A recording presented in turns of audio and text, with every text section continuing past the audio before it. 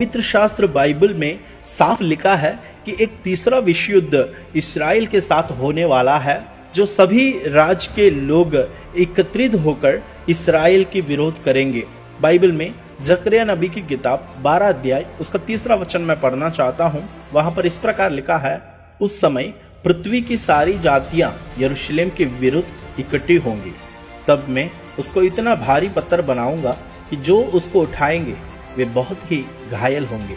इसके अलावा जकरिया 14 अध्याय उसका 2 वचन में भी परमेश्वर ने कहा, क्योंकि मैं सब जातियों को यरूशलेम से लड़ने के लिए इकट्ठा करूंगा और वह नगर ले लिया जाएगा और घर लूटे जाएंगे और स्त्रियां भ्रष्ट की जाएगी। नगर के आधे लोग बंधुआई में जाएंगे, परंतु प्रजा के शेष लोग नगर ही में रहने पाएंगे। मेरे प्रियो, बाइबल इस बात का स्पष्ट कहा है कि दुनिया में एक तीसरा विश्व युद्ध होने वाला है। उस विश्व युद्ध इस जेरूशलेम के लिए होगा, जिस जगह पर इस्राएली लोग सबसे पहले मंदिर खड़ा किया था, जो यहोवा परमेश्वर के लिए, मगर 2 बार उस मंदिर को ढा दिया गया था। लेकिन तीसरे बार उन लोग चाहते हैं कि वहां पर एक मंदिर को खड़ा किया जाए, लेकिन उन लोगों की मंदिर के स्थान पर अरब लोगों के द्वारा अपनी मोस्क को उन लोगों ने खड़ा किया है। इस कारण उस जगह पर काफी सालों से लड़ाई होती जा रही है, जो इस्लाम और यहूदी लोगों के बीच में वहां पर लड़ाई जारी है।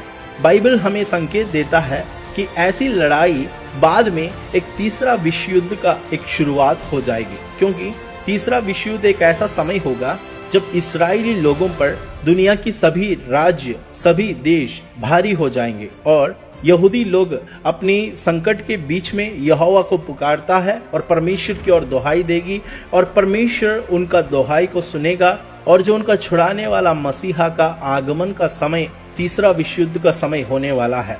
होशे की किताब 5 अध्याय 15 वचन में इस बात के बारे में स्पष्ट लिखा गया है। उस वचन मैं आपके लिए पढ़ना चाहता हूँ। फिर मैं अपनी जगह लौट जाऊंगा, जब तक कि वे लोग स्वयं को अपराधी नहीं मानेंगे, जब तक वे मुझको खोजते ना आएंगे। हाँ, अपनी विपत्तियों में वे मुझे ढूंढने का कठिन जतन करेंगे। मेरे प्रियो, ये एक ऐसी भविष्यवाणी है जो हमारा प्रभु यीशु मसीह का और यहूदी लोगों के विषय में लिखा गया है कि उनकी विपत्तियों के बीच में यहूदी लोग उनको ढूंढेंगे, तब प्रभु यीशु मसीह की ओर यहूदी लोग फेरेंगे करके बाइबल में लिखा गया है। तब तक प्रभु कहता है कि मैं अपनी जगह लौट जाऊंगा, कि जब तक वे लोग मुझे ना खोजे। मेरे प्रियो, प्रभु यीशु मसीह जब पहले बार इस संसार में आया था, यहूदी लोगों ने उन्हें तिरस्कार किया। इस कारण यहूदी लोगों की कुशल की बातें, शांति की बातें वे जान नहीं पाए और उनकी सुरक्षा, परमेश्वर के द्वारा दिया जाने वाली सुरक्षा को यहूदी लोगों ने ठुकराया।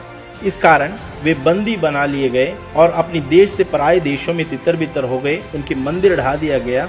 लेकिन प्रभु यीशु मसीह कहता है, जब वे मुझे पुकारेंगे और मेरी ओर जब वे लौटेंगे, तब मैं फिर से उनकी सुनूंगा और उनकी ओर मैं कृपा करूंगा करके परमेश्वर ने वचन में कहा है।